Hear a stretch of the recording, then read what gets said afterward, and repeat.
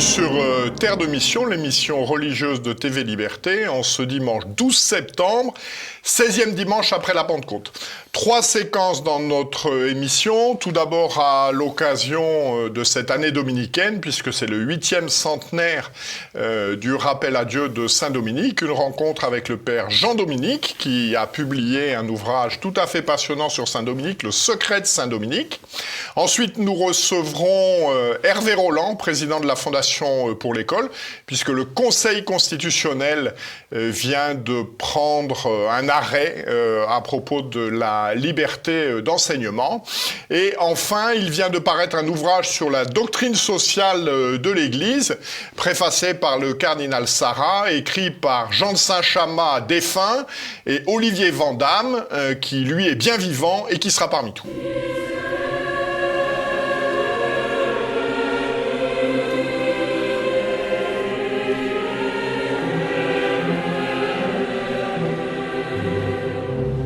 Bonjour mon père. Bonjour cher ami.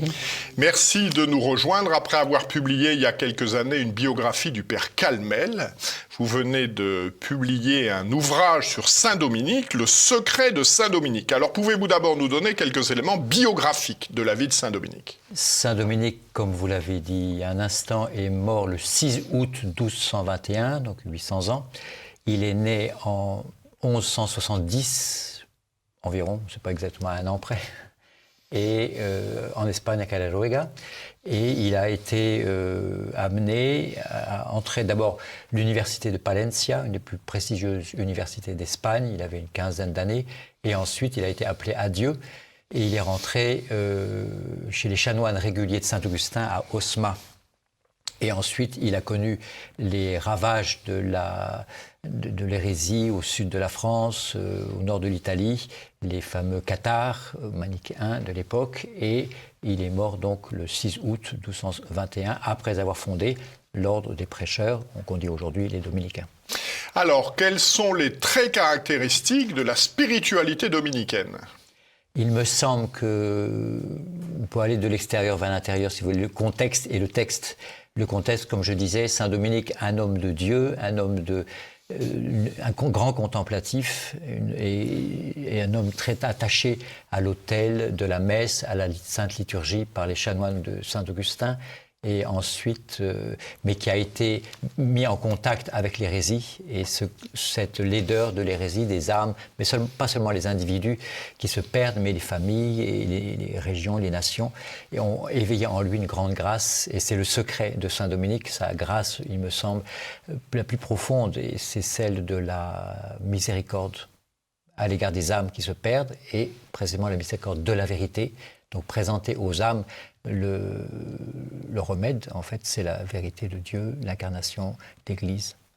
Alors on a beaucoup opposé, en particulier au moment de l'hérésie albigeoise, ce qui aurait été la croisade pacifique et miséricordieuse de Saint-Dominique à celle militaire et peut-être moins miséricordieuse de Simon de Montfort. Alors quelles étaient les relations entre les deux personnages ? Relations amicales. Ils étaient très amis. Saint-Dominique a marié le fils de Simon de Montfort. Ils se sont connus à l'occasion des luttes militaires contre les cathares. Mais Saint-Dominique, on le retrouve aux côtés de Simon de Montfort en 1213 à la bataille de Muret, où c'est le premier témoignage, le premier, le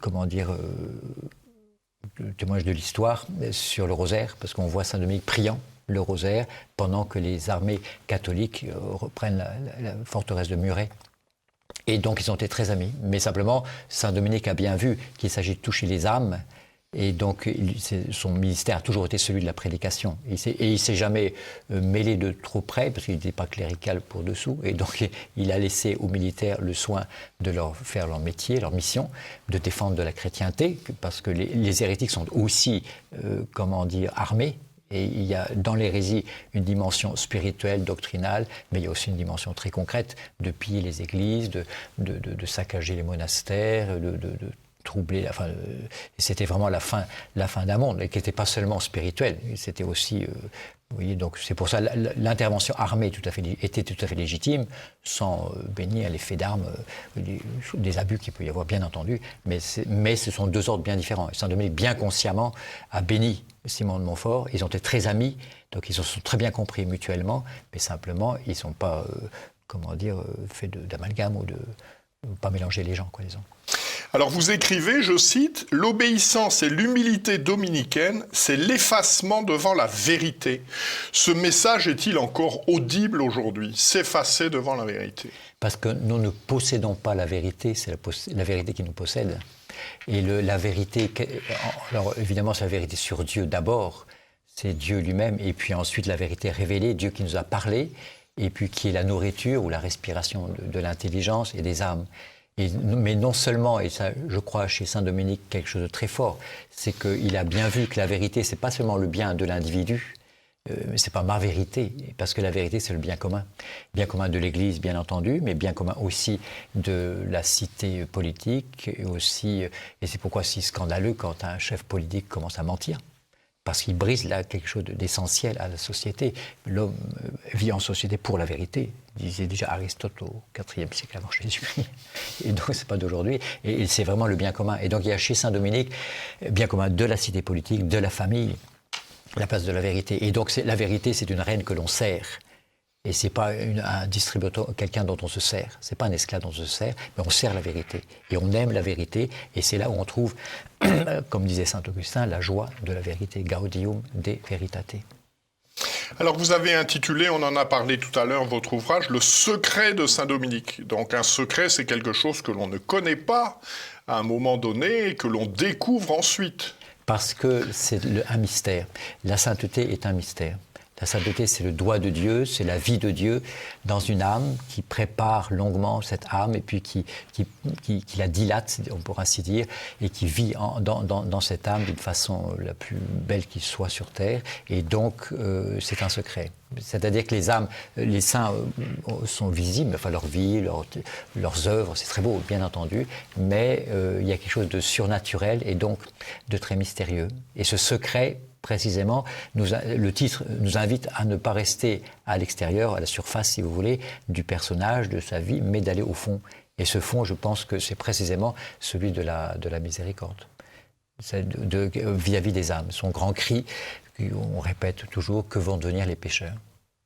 Alors, à propos de ça, justement, n'y a-t-il pas, dans le climat général contemporain, la croyance au fait que nous irons tous au paradis et que, d'une certaine manière, ça rend caduc ce cri de saint Dominique dont vous venez de nous parler? Que vont devenir les pauvres pécheurs? Mais s'il n'y a pas de vérité, et vous me parlez d'un paradis...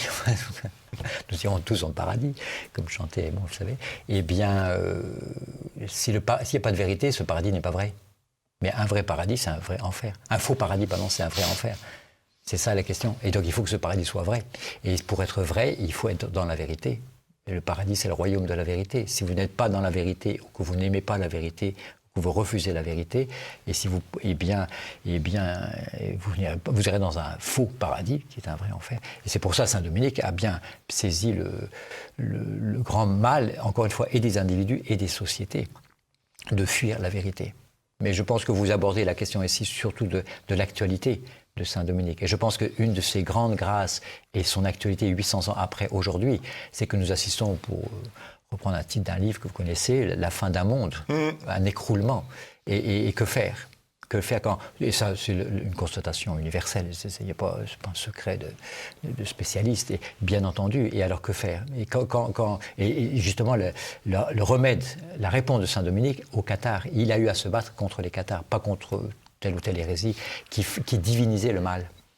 Et je pense que c'est pour ça que saint Dominique a une grande leçon à nous donner aujourd'hui, parce que quand tout s'écroule, eh bien, là, ou alors on tombe dans la déprime, la dépression, le découragement, on s'écrase, ou alors peut-être un durcissement, un raidissement face au mal, une haine, on pourrait dire, pour tous les maux de notre temps. Et saint Dominique trouve la note juste, que le cas de nécessité ne dispense pas de vivre. Et le remède, quand tout s'écroule, et ça a été saint Dominique, c'est de revenir à la tradition. Je pense que saint Dominique est vraiment essentiellement un homme de tradition. Donc, voyant ce mal, il est allé aux sources. Saint-Augustin, il était chanoine régulier de Saint-Augustin, Jean Cassien, tous les pères du désert, la Sainte Liturgie de toujours, la Sainte Messe et la vie contemplative. Ce que je dis souvent, le cas de nécessité, d'écroulement si on veut, ou de naufrage imminent, ne nous dispense pas de vivre. Et donc d'être vraiment, nous aussi, de puiser dans les canaux de la tradition, la vie vraie de l'Église, évidemment, et qui nous viennent du ciel. Merci infiniment. Donc je renvoie nos téléspectateurs à l'ouvrage du père Jean-Dominique Fabre, Le secret de Saint-Dominique. Alors je tiens à rassurer ceux qui auraient déjà lu des ouvrages sur Saint-Dominique. Je crois qu'il y a toute une partie biographique, mais également une partie spirituelle qui, je crois, peut beaucoup nous apporter. Merci beaucoup, mon père. Je vous en prie, merci beaucoup.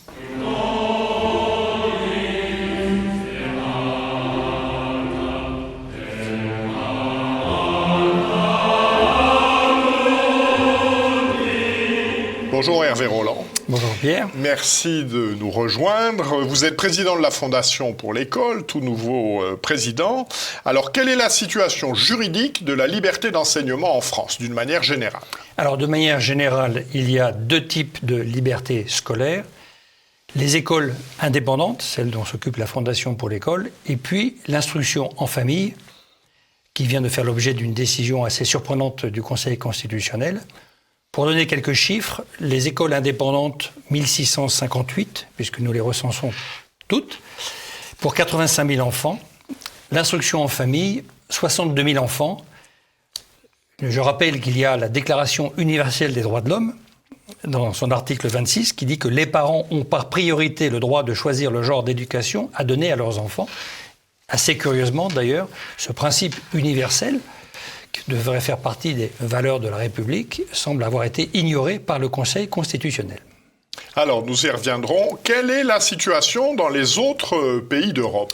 Alors, la situation est très variable, parce qu'il y a à peu près partout une distinction entre public et privé, avec une constante mesurée, qui est que l'enseignement privé donne une éducation meilleure, et ce privé se partage entre un privé plus ou moins dépendant de l'État d'un point de vue financement, puisque les écoles indépendantes en France ne reçoivent pas un centime, ni de l'État, ni d'aucune collectivité. En Italie, vous avez à peu près 22% des écoles qui sont privées, près de la moitié sont totalement privées, ont le même statut qu'en France. En Grande-Bretagne, vous avez 620 000 élèves dans les écoles indépendantes, mais il y a des modes de financement un peu différents. En Allemagne, l'instruction en famille est interdite. Mais il y a beaucoup d'écoles, alors certaines suivent une pédagogie qui s'appelle Steiner ou Waldorf, il y a 230 écoles Waldorf en Allemagne, et il y a également beaucoup maintenant, en Europe du Nord, ça arrive en Allemagne, ça commence à en parler en France, la pédagogie dite par la nature, les forest schools, comme on dit en mauvais français, qui permet quand même aux enfants d'aller dans les forêts quasiment tous les jours. Donc, l'Europe est très variable, la Fondation pour l'école fait partie du Conseil européen de toutes les associations d'écoles indépendantes. Alors nous disons indépendantes parce que le mot hors contrat, d'un point de vue homophonique, fait penser à hors contrôle. Or, il n'y a pas plus déclaré et contrôlé. C'est anecdotique, mais ça mérite de lire. Une petite école que nous aidons, primaire, 95 enfants, a eu le bonheur de voir débarquer 15 inspecteurs pour des bouts de chou, pendant une journée complète. Je vous laisse imaginer le traumatisme. Merci à ces inspecteurs d'avoir fait aussi complètement leur travail. Alors, vous avez parlé d'une décision du Conseil constitutionnel à propos de l'école en famille. Quelle est-elle ? Alors, elle est de restreindre considérablement, puisque c'était un régime de simple déclaration, et de maintenant d'en faire, à compter de la rentrée 2022, un régime de autorisation. D'ailleurs, les conditions mises pour cette autorisation sont floues, entre le préfet, les académies, etc. Il y aura à justifier si la famille bouge beaucoup, s'il y a un motif comme un handicap, s'il y a un motif comme une pratique de sport intensif. Enfin, ce sont des raisons qui sont toutes difficiles à comprendre, mais surtout, c'est un recul incroyable de liberté. Parmi les grands militants, il y a des journalistes, je pense à Mathieu Béliard là, d'Europe 1, qui a fait des tribunes partout, qui a dit « mais moi je veux, avec ma femme, élever nos 3 enfants pour des motifs qui ne sont ni religieux ni philosophiques ». Et là encore, c'était tout déclaré, contrôlé. Le problème, je vais aller droit au but, c'est que le gouvernement utilise la loi dite contre le séparatisme islamique, appelons les choses par leur nom. Le problème, ce sont les écoles coraniques, qui sont des écoles souterraines, des écoles clandestines. Quand 40 petites filles voilées se rendent dans un gymnase, c'est pas déclaré. Mais ça, il y a quelqu'un qui le voit très bien. Ce sont les maires. Donc que les maires fassent leur travail, et au lieu de regarder à côté pour des motifs électoralistes, et là, qu'ils demandent au pouvoir public de faire le leur. Mais les écoles, aussi bien indépendantes que l'instruction en famille, tout est parfaitement déclaré. Il peut y avoir, bien sûr, de temps en temps, quelques problèmes. Il y a des écoles qui sont fermées, et c'est légitime, et c'est une bonne chose. Mais on se trompe de cible en attaquant, et là, le Conseil constitutionnel vient de contredire la Déclaration universelle des droits de l'homme. Alors, y a-t-il justement des procédures de recours ? Alors oui, il y a des procédures qu'on appelle des portes étroites, donc il va falloir que nous regardions ça d'un beaucoup plus près, surtout qu'il y a un certain temps de latence jusqu'à la rentrée 2022. En même temps, oui, ça prend effet à la rentrée 2022. Oui. Alors en même temps, beaucoup de parents d'enfants qui sont en instruction en famille sont venus nous voir, sont venus voir les écoles indépendantes, ou sont venus se poser la question, est-ce que nous, on ne va pas, nous parents, créer des écoles ? La Fondation pour l'école, qui est le principal interlocuteur aussi de l'Éducation nationale d'ailleurs sur ce sujet, nous avons 2 formations à la création d'écoles par an. Cette année, on en a eu 5. Et il est évident que ce mouvement d'instruction en famille, supposons, c'est très difficile à quantifier, mais supposons que même la moitié des enfants, donc à peu près 30 000, finalement rejoignent des écoles indépendantes, puisqu'il y a une volonté d'avoir une éducation choisie, eh bien ce serait à la fois un besoin énorme de développement, sachant qu'il y a déjà beaucoup de projets en cours. Est-ce que vous parvenez à intéresser des décideurs politiques à ces questions ? C'est une très bonne question. La catastrophe de l'éducation nationale, elle est maintenant connue, documentée, tout le monde l'a dit. Mais on a vu les propositions à Marseille. Là. Voilà, à Marseille, monsieur le président de la République a fait des propositions qui ont d'ailleurs choqué les syndicats. Le problème, c'est cette espèce de forteresse syndicale. François-Xavier Bellamy a fait des propositions, 30 propositions la semaine dernière. Tout le monde fait des propositions. Il faut aujourd'hui se rendre compte qu'on ne peut plus continuer avec l'éducation nationale telle qu'elle est, déjà qualifiée de mammouth par Claude Allègre, un socialiste, mais personne n'ose réellement rentrer dans le fond du sujet. Et le fond du sujet, c'est qu'on ne peut pas faire une réforme. Il faudra faire plein de petits pas, plein de petites réformes. Nous le voyons, nous, avec le succès, puisqu'en fait, il y a beaucoup de succès dans les écoles indépendantes, où les pédagogies sont en général variées et mélangées. On pense beaucoup à Montessori, mais il y a d'autres pédagogies, en particulier pour les enfants comme on dit, dyslexiques ou dysphoniques, pour lesquels il y a des pédagogies adaptées. Et ce travail, d'ailleurs, peut donner lieu à de véritables bonnes pratiques, que même nous sommes prêts à partager. La Fondation pour l'école, par exemple, c'est aussi l'Institut libre de formation des maîtres. L'ILFM, nous formons des maîtres, et certains, bien sûr, vont dans les écoles indépendantes, dans les écoles hors contrat, mais certains aussi vont dans le sous-contrat. Et il y a énormément de travail. La tâche est immense. Mais les politiques comprennent le problème. Et vous savez, Charles Péguy disait, il faut toujours dire ce que l'on voit, mais il faut surtout voir ce que l'on voit. Et quand ils voient, et ils savent qu'il faut faire sauter cette espèce de forteresse syndicale, eh bien, ça manque un peu de courage. Alors, est-ce que l'argument financier, parce que nous savons tous qu'un élève dans une école indépendante coûte bien moins cher à la collectivité nationale qu'un élève qui est dans un lycée public, est-ce que cet argument d'abord est vrai et ensuite est-il crédible ? Est-il pris en compte ? Il est vrai, le coût entre le primaire et le secondaire, on va passer dans le public, ou sous contrat d'ailleurs, de 7 000 à 10 000 euros, pour simplifier. Là où on peut, dans le primaire, être à 4 500, 5 000. Pourquoi ? Parce qu'il n'y a pas le coût de la structure administrative de l'éducation nationale, qui est une véritable bureaucratie. Donc il est parfaitement crédible. Ça nous amène à la question, plusieurs fois évoquée, du chèque scolaire. Mais évidemment, le chèque scolaire donc donné aux parents fait réfléchir dans le cadre de la loi sur le séparatisme islamique. Alors, comment voyez-vous l'avenir ? L'avenir, c'est beaucoup d'écoles. Cette année, 150 projets. 60 ont été remis à plus tard. Et, difficile à quantifier encore, cette question de l'instruction en famille et de l'impact que ça va avoir sur la création. Donc, une dynamique forte. Le nombre d'écoles a plus que doublé en 10 ans, le nombre d'écoles indépendantes.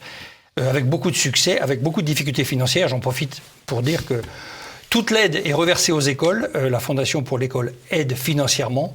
L'an dernier, nous avons aidé 200 écoles pour un budget de 3,5 millions et nous n'avons qu'une intention, c'est de continuer à aider le plus possible les écoles et en particulier toutes celles qui vont se créer dans les mois qui viennent. Merci beaucoup de tous ces éléments et j'espère que nous aurons le plaisir de vous revoir pour développer cet aspect particulier des créations d'écoles. Merci Jean-Pierre. Merci Hervé.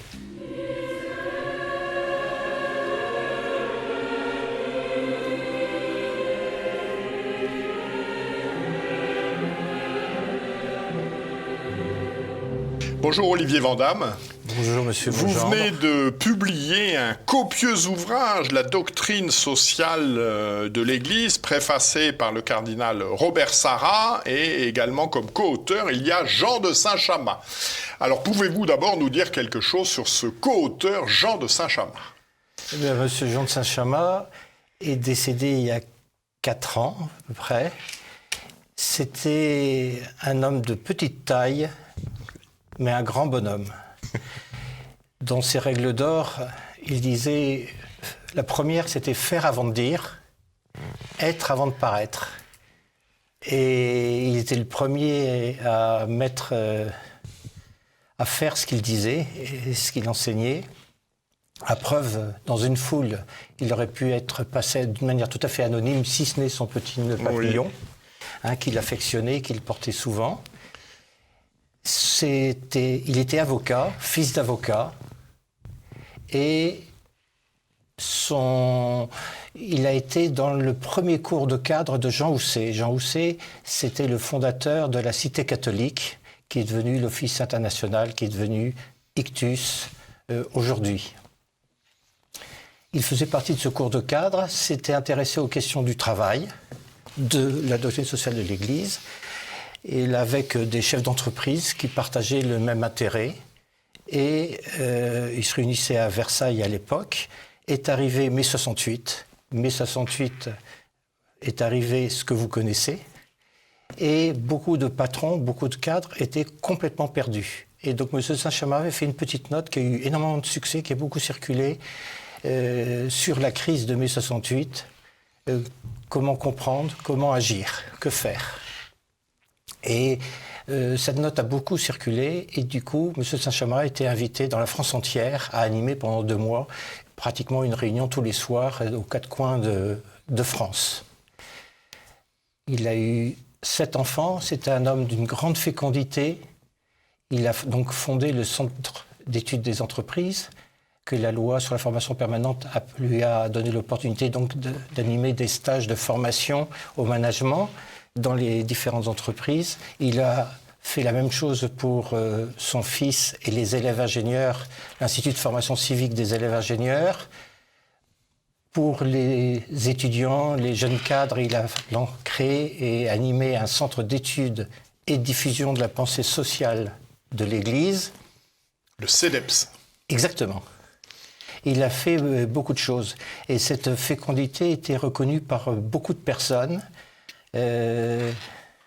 Il a écrit, il a collaboré à un certain nombre d'articles du catéchisme de l'Église catholique avec celui qui est devenu depuis le cardinal Schönbrunn, le maître ouvrier, le maître d'œuvre de ce catéchisme-là. Il a enseigné la doctrine sociale de l'Église, notamment au séminaire d'Ars. Alors, si on revient à votre ouvrage, qu'apporte ce livre par rapport au document de référence qu'est aujourd'hui le compendium de la doctrine sociale de l'Église, paru en 2004 ? Au point de vue volume ? Non, d'une manière... Ah, voilà. Non, oui, c'est le même genre de taille. Voilà. Qu'est-ce que c'est que la doctrine sociale de l'Église ? C'est pas une appellation d'origine contrôlée. Certains parlent de morale sociale chrétienne, comme la syndicat chrétien, la CFTC. D'autres parlent d'enseignement politique. Et Jean-Paul II avait une expression qui était assez heureuse, c'est les lois de la vie. Et donc, finalement, la doctrine sociale de l'Église, c'est un peu un mode d'emploi de la vie en société. Et la société, c'est ma famille, mon travail, mon voisinage, ma paroisse, ma troupe de scouts. Et si je suis officier ou sous-officier, mais les gens qui sont avec moi. Voilà ce que c'est que la doctrine sociale de l'Église. Un compendium, c'est quelque chose qui est exhaustif, c'est quelque chose qui est dense. Et donc on n'a pas voulu être trop dense, en tout cas le maquettiste, celui qui a fait la mise en page, a réussi un tour de force à rendre agréable quelque chose qui aurait pu être un peu... austère. Voilà. Tour de force de sa part, et surtout on a élagué les thèmes qui ne répondent pas aux préoccupations quotidiennes de l'homme de la rue, du catholique de base ou de la personne de bonne volonté, genre la paix, les relations internationales, la notion de guerre juste, la dette, des choses comme ça.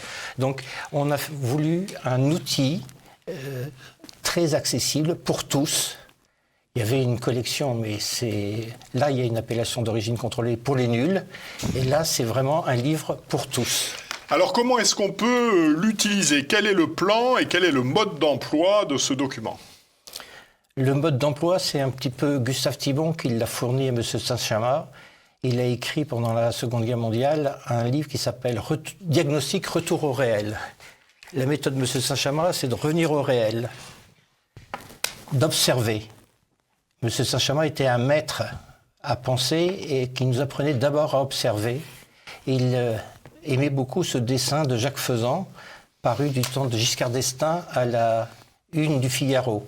Le président Giscard d'Estaing avait parlé la veille, et donc dans le dessin de Faisan, il y a une petite lucarne avec la tête de Giscard qui dit « écoute ». Et en face, il y a Marianne qui montre ses haillons et qui lui dit « regarde ». Écoute, regarde. En 2 mots, tout était dit. Le politique, le communicant, l'idéologue et la réalité dont les Français peuvent souffrir aussi ou se réjouir. Mais les occasions de souffrance sont souvent plus nombreuses. Alors, à qui s'adresse ce travail? Y a-t-il des présupposés, des prérequis? Aucun prérequis. Aucun. C'est un peu... On peut travailler... Chacun aura sa méthode. Une méthode qui n'est pas exposée, mais c'est celle du moteur à 4 temps. Le premier temps, je travaille seul dans ma chambre, sur mon bureau, le sujet qui m'intéresse, par exemple l'autorité. J'ai réuni quelques amis, mon conjoint, si on a charge par exemple d'enfants, à travailler sur ce thème-là. Chacun travaille de son côté avec un stylo, un stabilo-boss, des post-it. On annote ses propres expériences et on regarde quand ça va, pourquoi ça va. Quand ça va pas, pourquoi ça va pas. Ce qui fait que vous avez en quelque sorte 3 approches. La doctrine sociale de l'Église qui part souvent de principes et une démarche plus inductive de ce qui souffre, ça, on ne l'oublie pas parce que... Et donc, quand on a constaté le fait douloureux, on se demande la question comment faire pour éviter que ça se renouvelle. Et vous avez en général des réponses dans la 3e colonne, qui dit quand ça va, pourquoi ça va. Et donc vous trouvez avec bon sens, avec un sens pratique, loin de toutes les théories, loin de toutes les universités, etc. Une pratique sociale qui est favorable aux hommes et aux femmes, qui donne à grandir, qui fait construire et qui aide dans la vie quotidienne. C'est en tout cas le but de ça. Donc, premier temps, je travaille de mon côté. Deuxième temps, je mets en commun. Troisième temps, je vérifie sur le terrain si je suis parent avec mes enfants, par exemple. Si je suis président d'une association avec mes associés. Et 4e temps, j'observe les résultats, comme le médecin. Le médecin, il a fait un diagnostic, il en a tiré une ordonnance, et quand son client, son consultant revient, eh bien, il examine les résultats. Et si les résultats ne sont pas à la hauteur des espérances, eh bien, ils changent leur... réajuste. Voilà. Parfait. Merci infiniment, cher ami, de ces précisions. Donc, je renvoie nos téléspectateurs à l'ouvrage de Jean de Saint-Chamas et Olivier Vandamme, La doctrine sociale de l'Église, aux éditions du Jubilé, donc préfacé par le cardinal Robert Sarrat. Voilà, nous nous retrouvons la semaine prochaine, donc dimanche 19 septembre. D'ici là, que Dieu, qui est Père, Fils et Saint-Esprit, nous garde. Bon dimanche et bonne semaine à tous. Merci beaucoup. Monsieur.